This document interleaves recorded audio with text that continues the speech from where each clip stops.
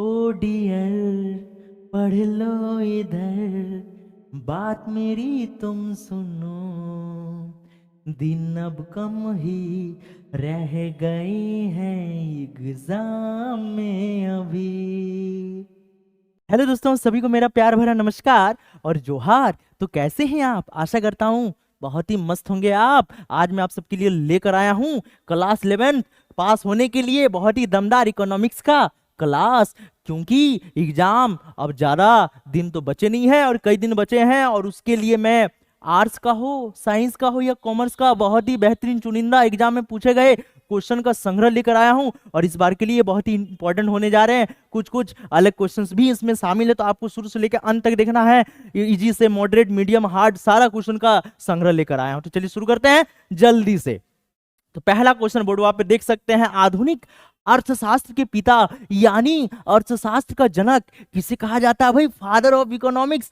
चलिए भाई सीधे आंसर मारते हैं। आता है तो जल्दी मारिए। Keynes, Paul Samuelson, Adam Smith, Alfred Marshall. आता है तो जल्दी कमेंट कीजिए, और नहीं आता तो मेरे साथ चलिए एडम स्मिथ के साथ। इन्हीं को कहा जाता है फादर ऑफ इकोनॉमिक्स। चलिए बढ़ते हैं भाई अगले क्वेश्चन की ओर। किसने कहा अर्थशास्त्र धन का विज्ञान है? भाई विज्ञान तो है इकोनॉमिक्स, लेकिन किसका? माल का, कौड़ी का, धन का। माल मतलब समझ रहे हैं ना, पैसा वाला का बात कर रहे हैं, दूसरा नहीं। नेगेटिव माइंड नहीं लगेगा, ठीक है। चलिए, तो ये भी एडम स्मिथ ने बताया। फादर है तो यही बताया ना भाई, इस सब्जेक्ट में खाली पैसा है, पैसा कमाने का विज्ञान है। सोचिए और स्टार्ट हो जाइए। चलिए देखते हैं अगले क्वेश्चन को। अगला क्वेश्चन है सांख्यिकी का पिता। देखिए कुछ क्वेश्चंस होता है डेफिनेशन से पूछा जाता है, इसीलिए मैंने आपके लिए उठाकर ले आया है इसे। चलिए देखते हैं भाई, सांख्यिकी का पिता यानी स्टैटिस्टिक्स का फादर किसे कहा जाता है? जनक एडम स्मिथ, गॉटफ्राइड डाइवनकल, एल्फ्रेड मार्शल, पॉल सैमुअल्सन।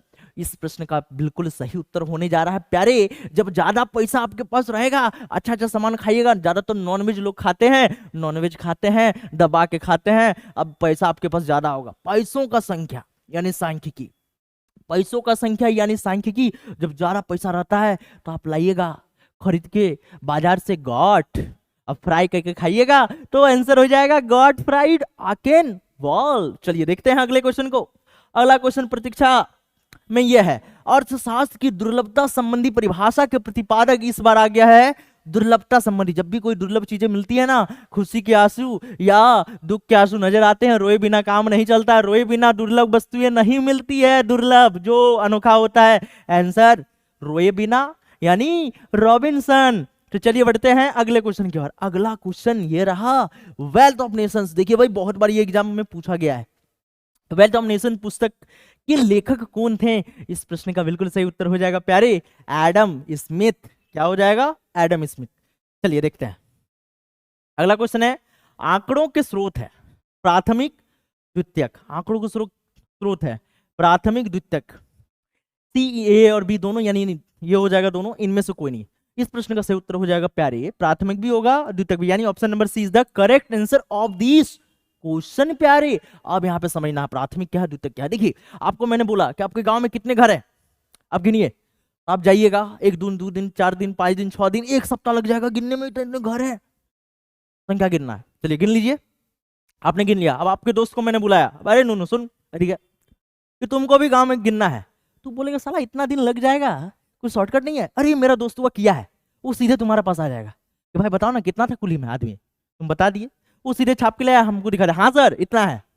तो देखिए वो कॉपी पेस्ट किया, आपने खुद से मेहनत किया, आपने जो काम किया वो प्राथमिक हो गया, आपका दोस्तुआ ने जो काम किया वो द्वितीयक हो जाएगा। चलिए बढ़ते हैं। आंकड़ा यानी डेटा होता है। क्वेश्चन है, वह व्यक्ति जो अनुसंधान की योजना बनाता है और सांख्यिकी अनुसंधान करता है उसको कहते हैं। एक व्यक्ति है, आप ही हैं, आपको बोले कि ये काम करना है, तो काम को करने के लिए आप क्या कीजिएगा? रिसर्च कीजिएगा, और रिसर्च खुद कीजिएगा, रिसर्चर बनिएगा, यानी उसको हिंदी में कहेंगे प्यारे अनुसंधान करता। जो अनुसंधान करता है उसे अनुसंधान करता के नाम से जानते हैं। तो चलिए बढ़ते हैं अगले क्वेश्चन की ओर।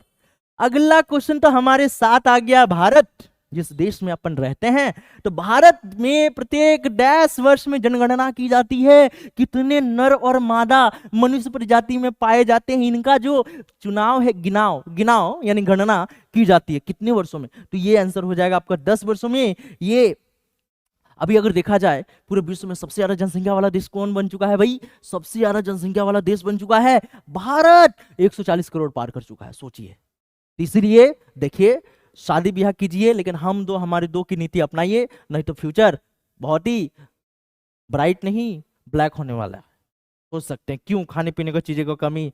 पहले क्या होता था, इतना जनसंख्या क्यों बढ़ा? पहले जो होता था छोटका छोटका में शादी ब्याह करा देता था, आपकी उम्र तक वो 2 गिदर का बाप बन जाता था। लेकिन अभी जमाना चेंज हो गया है, अभी सरकार कर दिया 21 साल, तब भी कुछ कुछ लौंडे नहीं मानते हैं, लेके चल जाते हैं। लेकिन ऐसा काम नहीं करना है, समय आने दीजिए, उसके बाद शादी ब्याह कीजिए। हम भी नहीं किए, हम भी अभी सिंगल ही है। चलिए देखते हैं आगे। अगला क्वेश्चन है क्वेश्चन नंबर 9। अनुसंधान की विधियां हैं, अनुसंधान या रिसर्च करने की विधियां। रिसर्च दो तरीके से किए जाते हैं, एक खुद से कीजिए या किसी को रख दीजिए कॉपी पेस्ट करने के लिए। कॉपी पेस्ट करके करेगा यानी द्वितीयक हो जाएगा, और खुद कीजिएगा यानी प्राथमिक हो जाएगा, यानी इस प्रश्न का उत्तर हो जाएगा 2। चलिए बढ़ते हैं अगले क्वेश्चन की ओर। अगला क्वेश्चन ये रहा प्यारे, तथ्यों को उनकी समानता और विशेषताओं के आधार पर क्रमबद्ध करने की क्रिया क्या कहलाती है? तथ्यों को यानी आपके पास जो फैक्ट्स हैं उनमें समानता क्या है, उसमें क्या गुण है, उनको जब एक साथ लाकर कहीं पटक देते हैं, रख देते हैं, कहीं सुसज्जित करके रखते हैं, बनाते हैं, उसको क्या कहते हैं? उसको कहते हैं वर्गीकरण यानी क्लासिफिकेशन। मेंडलीफ ने किया था क्लास 10 में एलिमेंट के साथ, मोसले ने किया था, तो ज्यादा मस्त किसने बनाया था? मोसले ने। चलिए, वर्गीकरण में समूह, पंक्ति, ये सबको रखा जाता है, आवर्त और समूहों को। चलिए बढ़ते हैं अगले क्वेश्चन की ओर। बहुगुण सारणी में होती है बहुगुण नारी, जिसके पास बहुत सारी गुण होती है, लेकिन नारी नहीं है, ये बहुगुण सारणी है। तो बहुगुण में बहुत सारी विशेषताएं होंगी, एकदम ऑप्शन नंबर सी मार दीजिए घचाक से, कोई दिक्कत वाली बात नहीं है। चलिए बढ़ते हैं अगले नंबर क्वेश्चन की ओर। वर्गीकरण आंकड़ों को व्यवस्थित करने की जो प्रक्रिया है प्यारे, उसको किस नाम से जानते हैं? उनको विभिन्न स्तंभों, विभिन्न पंक्तियों, विभिन्न स्तंभों, पंक्तियों, विभिन्न वर्गों से संबंध तथ्यों के समूहन की। देखिए, वर्गीकरण आंकड़ों का जब हम लोग करते हैं तो उसमें हम लोग ये पॉइंट को देखते हैं, विभिन्न वर्गों से संबंध होना चाहिए और तथ्यों के समूह। हम तथ्य को ही तो रखते हैं ना, तथ्य को ही वहां प्रतिपादन किया जाता है, प्रतिपादित किया जाता है, इसीलिए इसका आंसर हो जाएगा डी। चलिए बढ़ते हैं। एक वर्ग की निचली और ऊपरी सीमा का अंतर क्या कहलाता है? यानी यहाँ पे निचली सीमा किसको बोलते हैं? लोअर लिमिट, और अपर लिमिट। ठीक है, तो देखिए, कोई जब हम लोग लेते हैं एक वर्ग में क्या लेते हैं? मान लेते हैं 20 से 30, तो इसको किस नाम से जानते हैं? इस अंतर को क्या बोलते हैं? इसको बोलते हैं प्यारे क्लास इंटरवल, जिसे हिंदी में वर्ग अंतराल के नाम से जाना जाता है, जो कि ऑप्शन नंबर सी में है और बिल्कुल सही उत्तर है। कोई दिक्कत? चलिए, दिक्कत नहीं है तो आगे बढ़ते हैं। आगे बढ़ते हैं क्वेश्चन नंबर 14 के साथ। निम्न में से कौन सा चिन्ह आवृत्ति 5 को दर्शाता है? टेलीबार है प्यारे। टेलीबार को ऐसे 1 2 3 4 और इसे घचाक से काटिए, 5 हो गया।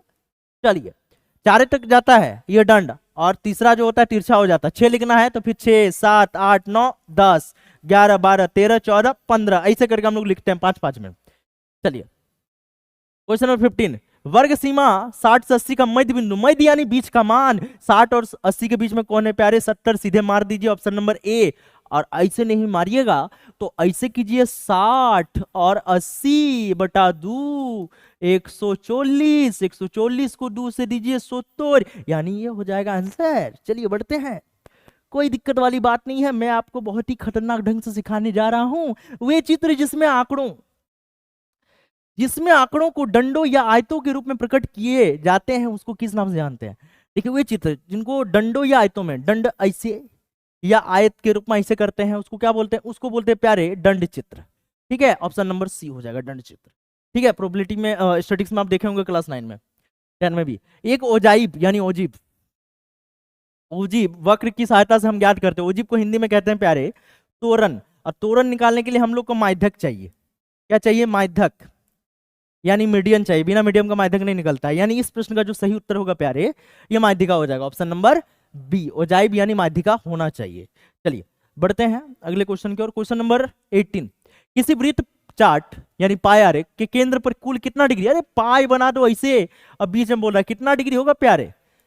360 डिग्री होगा, यानी घचाक से मारो ऑप्शन नंबर ए। क्या कोई है ही नहीं है क्वेश्चन में दम? चलिए देखते हैं, लेकिन यही सब क्वेश्चन घुमा के पूछा जाता है प्यारे। वृत्तीय चित्रों में सभी मदों को बदल सकते हैं। वृत्तीय चित्रों में ये भी है, किसमें? लंबाई में। लंबाई तो होगा नहीं, रेखाएं तो है नहीं, वर्ग तो है नहीं, यानी कोण, पक्का कोण है 360 डिग्री का होता है, अभी हम लोगों ने जाना। चलिए क्वेश्चन नंबर देखते हैं आगे। Question number 20। 1% मूल्य वृत्त पर कितना होता है? 1%। हम जानते हैं वृत्त पर 360 डिग्री होता है प्यारे, और 360 डिग्री को हम 100% मान सकते हैं, मान सकते हैं कि नहीं? चलिए इधर से 1 गुना कर दीजिए, हम रोक के रखते हैं 1 को और परसेंट को, भाई साहब 100 को भेजते हैं उस पार। 100 को जब भेजेंगे तो 360/100 हो जाएगा, 10 से 10 को जान मार दीजिए, और 36/10 को ध्यान से देखिए, इसको 3.6 लिख सकते हैं कि नहीं? यानी ऑप्शन नंबर सी इस प्रश्न का बिल्कुल सही उत्तर हो जाएगा, 3.6 डिग्री हो जाएगा 1% बराबर। चलिए क्वेश्चन नंबर 21 में देखते हैं।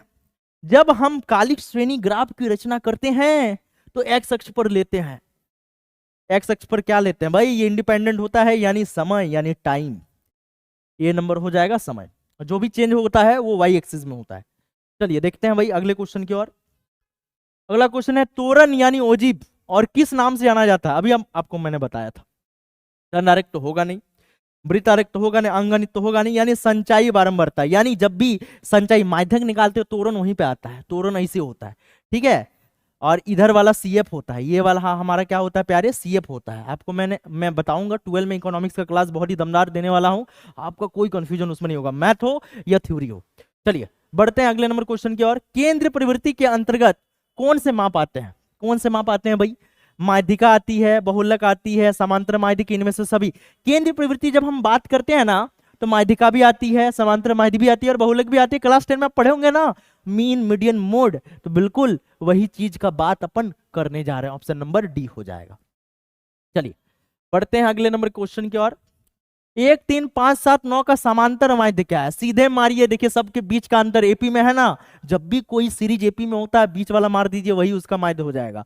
1 2 3 4 5 में बीच वाला क्या है? 5, आंसर 5। देखिए निकालने का कितना तरीका बताएंगे, आप इसका लास्ट और इसका लास्ट को जोड़ दीजिए, 1 + 9, कई गो नंबर जोड़ रहे हैं? 2 गो, सीधे 2 से लगा दीजिए भाग, 10/2 बन गया 5। दूसरा तरीका बेसिक, 1 + 3 + 5 + 7 + 9, कई गो नंबर जोड़े? 1 2 3 4 5, सबको जोड़िए तो 9 7 16 16 5 21 4 25, 25/5 काट दीजिए 5। कितना तरीका लीजिएगा लेकिन काम करेगा एपी में बाबू। चलिए देखते हैं अगले क्वेश्चन की ओर। अगला जो क्वेश्चन है, अगला क्वेश्चन हम लोग देखते हैं क्वेश्चन नंबर 25। तो क्वेश्चन नंबर 25 क्या कहता है? यदि दिया है x = 14 और n = 7 तो सिग्मा x का मान क्या होगा? तो देखिए, हेलो, ठीक ठीक भाई, ठीक ठीक, एडू फाइबर, हाँ हाँ, ADUFIBER, ठीक। देखो तो x = 14 n = 7, तो सिग्मा x का वैल्यू क्या होगा? सिग्मा, देखिए ये जो सिंबल है प्यारे इसको सिग्मा बोलते हैं, ये जब भी किसी के साथ लगता है ना ये वाला सिंबल, तो इसका मतलब होता है सम, और सभी का, ऑल सम कह सकते हैं, सम ऑफ ऑल, सभी का। तो भाई और ये जो n है प्यारे ये होता है सिग्मा एफएक्स, ठीक है, सिग्मा एफएक्स के नाम से भी n को कभी कभी जाना जाता है, ठीक है। तो देखिए हमारे पास सिग्मा तो है, एफएक्स भी है, तो सीधे मल्टीप्लाई कर देते हैं, तो ये जो है हमारा x और n जब गुना हो जाएगा यही सिग्मा एफएक्स हो जाएगा। तो जब गुना करते हैं तो हमारा आंसर आ जाएगा भाई 14 × 7, 7 4 8 7 के 7 9, 98, सीधे मार दीजिए, ऑप्शन नंबर बी हो जाएगा, कोई दिक्कत नहीं। चलिए बढ़ते हैं भाई क्वेश्चन नंबर 26। निम्नांकित समांतर माध्य के सूत्रों में से कौन सा सही है? समांतर माध्य का फॉर्मूला पूछा जा रहा है, सीधे मार दीजिए, सिग्मा एफएक्स बटे सिग्मा एफ। चलिए बढ़ते हैं अगले क्वेश्चन की ओर। माध्यिका का मूल्य बराबर होता है, माध्यिका का किसके बराबर होता है? प्रथम चतुर्थांश, द्वितीय, तीसरे, और इनमें से कोई नहीं, तो बाबू माध्यिका वाला द्वितीय वाला होता है, द्वितीय चतुर्थांश याद करके रख लेना, ठीक है। चलिए बढ़ते हैं अगले नंबर क्वेश्चन की ओर। यदि माध्य 12 है, बहुलक 15 है तो माध्यिका होगी, देखिए जब माध्य है वो बहुलक हो और माध्यिका निकालने के लिए बोला जाए तब एक फॉर्मूला याद करके रखिएगा, क्या? बहुलक, ठीक है, बराबर 3 माध्यिका -2 माध्य। अब देखिए इसका ट्रिक मैं बताता हूं कैसे आपको बनाना है। देखो बाबू माध्यिका में आधा लीटर को छोड़ दो, आधा लीटर को छोड़ दो, तो देखो मो है, य है और क है, कई गो वर्ड है? 3 गो, आगे 3 लगा दिए। अब 3 से 2 जा रहे हैं, 3 से 2 जा रहे हैं, पीछे जा रहे हैं, पीछे जाने के लिए माइनस माध्य में धो को हटाओ, आधा को नहीं लेना, पूरा को लो, मोरियो दू है, दू लगा दिए, बस हो गया बहुलक। चलिए 3 बहुलक का वैल्यू दिया है 15, तो इधर 15 दीजिए बाबू। 3 माध्यिका, माध्यिका को छोड़ देते हैं, या अभी तुम इंतजार करो, तुम्हारा बारी नहीं आया है। 2 माध्यिका वैल्यू कितना दिया बाबू, माध्यिका 12 दिया है, 12 दूना 30, माइनस इधर आएगा, इधर है 15, इधर है 30, तो ये 3 माध्यिका हो जाएगा, माध्यिका। तो 15 30 कितना हो जाएगा बाबू, 45। 3 को इधर बुला लो प्यार से और काट दो प्यार से, तो 15, यानी माध्यिका का वैल्यू कितना आ जाएगा प्यारे, 15। 3 तो भाई इधर तो आंसर आ नहीं रहा है, अरे नन ऑफ दिस दिया हुआ आंसर हमारा डी हो जाएगा। चलिए बढ़ते हैं अगले क्वेश्चन की ओर। अगला क्वेश्चन 29 है, श्रेणी में बहुलक ज्ञात करें। सीरीज वाला बहुलक होगा, नंबर रिपीट देखिए कौन वाला रिपीट ज्यादा हुआ है, तो चेक करते हैं। 2 एक बार, 2 बार, 3 बार, 4 बार, 5 बार, 6 बार, इससे ज्यादा होगा नहीं, यानी आंसर हमारा हो जाएगा 2। ठीक है, आगे जो ज्यादा बार रिपीट होता है उसको बहुलक कहते हैं। निम्न में से सत्य, देखिए फॉर्मूला फिर से आ गया, अभी आपको मैंने बताया था, बहुलक बराबर 3 माध्यिका माइनस 2 माध्य, सीधे मार दीजिए। ठीक है, सी। चलिए बढ़ते हैं अगले क्वेश्चन की ओर। अरे क्वेश्चन तो खत्म हो गया, 30 क्वेश्चन था, तो आपको बताना है ये सेशन कैसा लगा प्यारे। सेशन अच्छा लगा तो वीडियो को लाइक कर दीजिएगा, और चैनल में पहली बार आए तो चैनल को सब्सक्राइब करिएगा। तब तक मिलते हैं नेक्स्ट वीडियो में। जय हिंद, वंदे मातरम।